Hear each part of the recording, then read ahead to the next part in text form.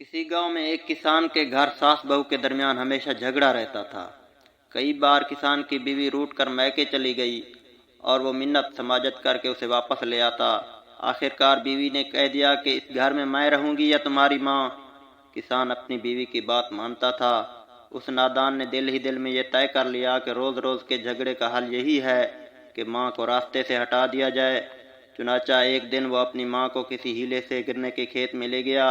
گنے کاٹتے کاٹتے موقع پا کر ماں کا رخ کیا۔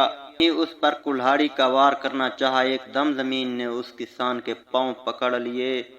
کلہاڑی ہاتھ سے چھوٹ کر دور جا پڑی اور اس کی ماں گھبرا کر چلاتی ہوئی گاؤں کی طرف بھاگ گئی۔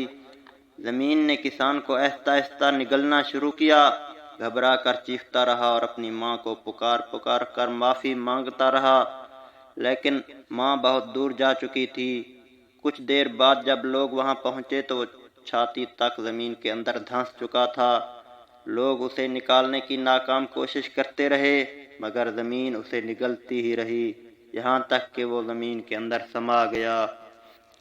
اگر ماں باپ کو کبھی ناراض کیا ہے تو جلدی جلدی ان کے قدموں میں گر کر رو رو کر ان سے معافی کی بھیک مانگ لو۔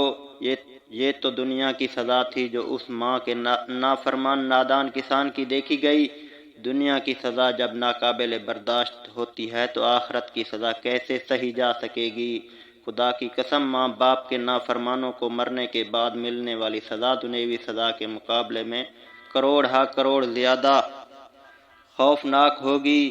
یا اللہ پاک ہمیں ماں باپ کا فرما بردار بنا۔